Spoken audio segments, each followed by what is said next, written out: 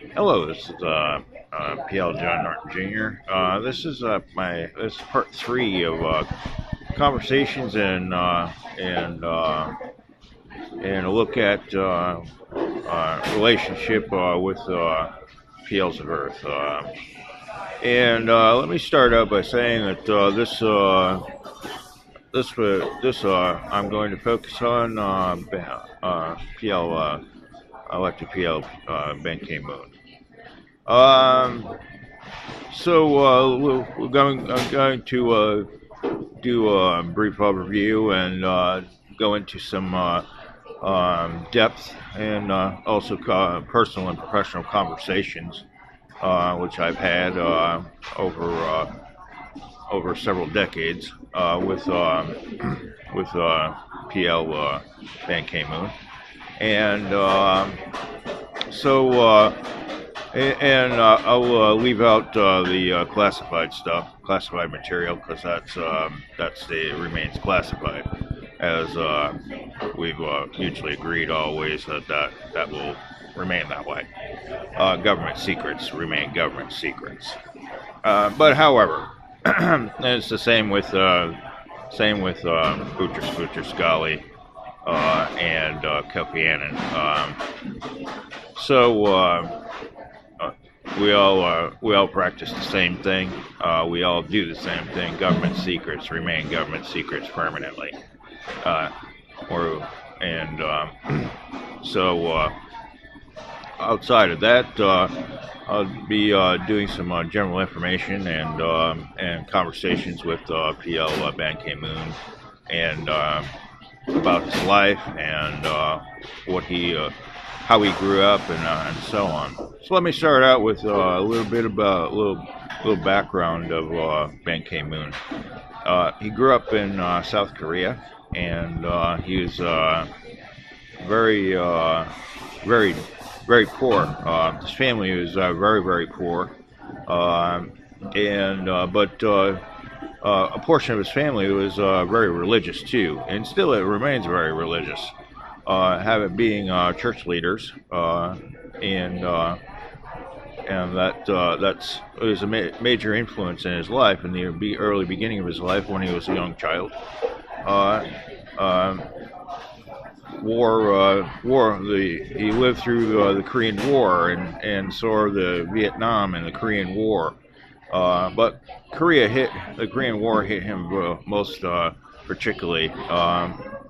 And he saw the effects of World War II and what that did to this planet. But it really hit home when it was right on his own back door, and basically felt like right in his own house, because Korea is in his heart, and he's frequently talked about how Korea is a home, and he loves Korea.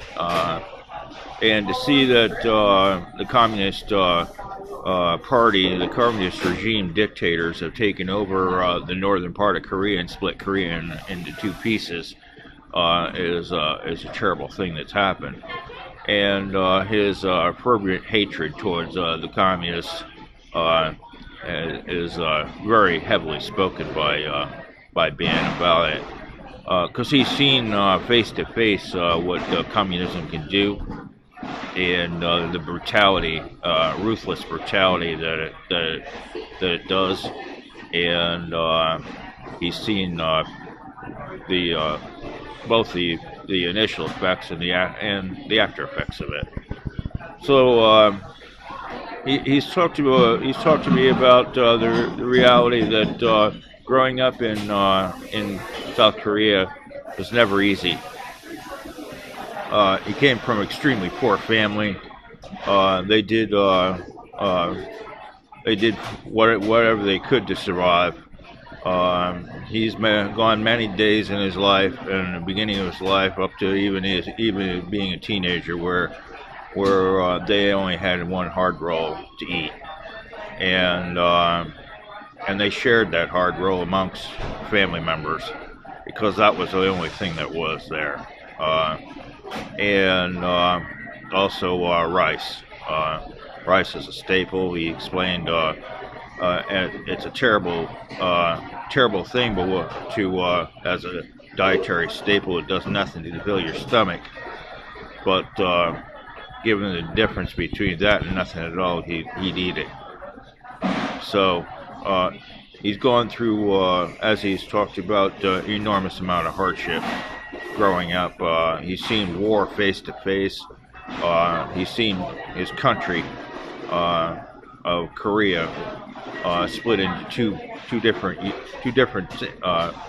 north and south, and he actually for a time he lived in North Korea, what would become North Korea because of the communist dictatorship of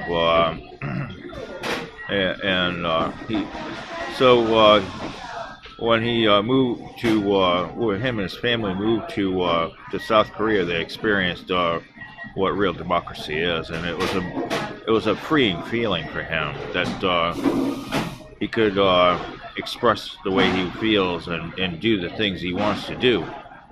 He became very creative with writing and drawing, and began to think more about his future. Being a teenager, he'd seen war, and he'd seen people killed in the streets of Korea. He'd see it right next to it, right in his own neighborhood. He'd seen civil war in his own neighborhood. It left a permanent impression on how he views the world. And he would say, I'm a private man. And I maintain it that way. I've been a private man all my life, and I'm not going to change that. But his worldview was shaped by war, poverty, destitution, homelessness, and forced migration. Because he was forced, him and his family were forced migration from what would become communist North Korea to South Korea.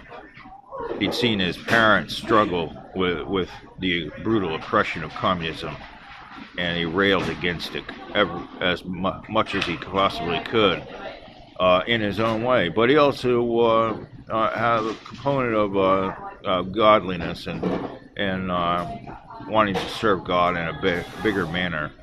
And God kept coming to him and saying, one day you'll be something.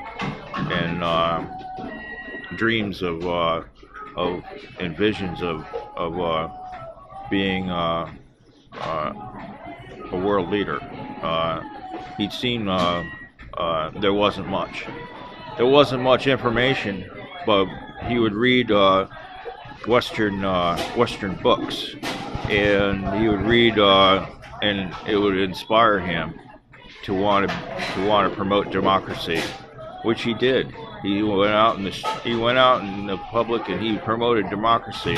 He became an activist for democracy, and the more he read and got involved with organizing a democratic movement in Korea, it became more clear to him that God had already made a decision that he was going to be something really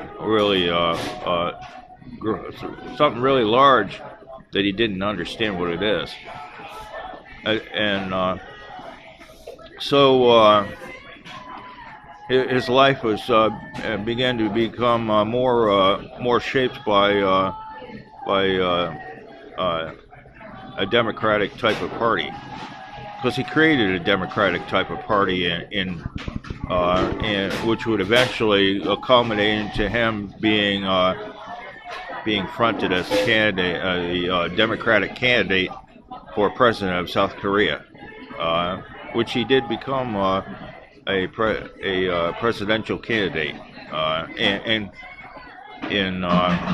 before being committed to the United Nations, to any job in the United Nations. He rose to the point of being very influential in the political process in South Korea, and people known him very well, but yet his personal life was a total mess. Still suffering with destitution, and his family dealing with big problems. He'd also been in and out of jail several times, which were illegal. They'd put him because they felt that he was a major threat. They put him in incarceration. He spent he spent several years behind bars because they felt that he was a physical threat to Korea, and the whole entire Korean nation, both North and South. He suffered through assassination attempts, murder attempts on his life, and also throughout his public career before he joined the UN. He'd already survived many suicide bomb attempts against him. Suicide bombers coming in and trying to kill him. And when he joined the UN, he felt that it is a calling for him. It's an identity that he felt that God was leading him to, and then he become very well loved and liked in the UN for the things that he's accomplished, for the promotion of humanity, for the promotion of good of humanity, and for the things for the programs that he has created and personally created himself. And so throughout all this, he went through several chairs in the UN to become an elected PL. And his tenure being very well received by planet Earth as PL.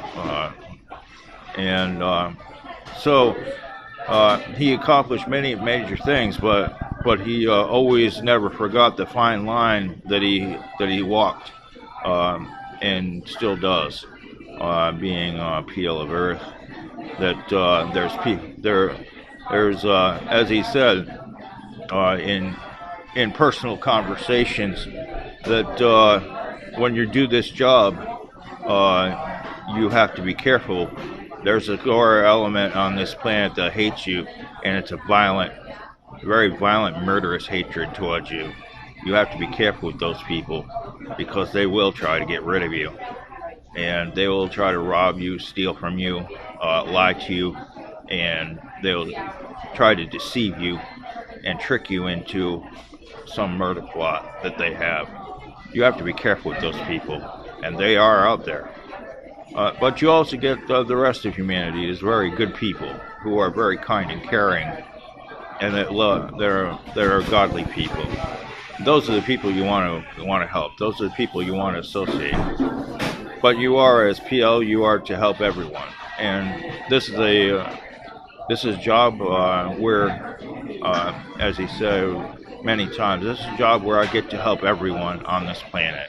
I get to do the best. I do the best job I can with the tools I'm given, and I'm able to lead this planet the way I think is right, with God looking over my shoulder, saying, "Hey, you're doing the right thing," or "No, you're not doing the right thing," and correcting it as you go along.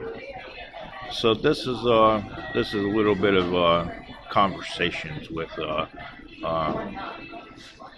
PL Ben King. Thank you very much.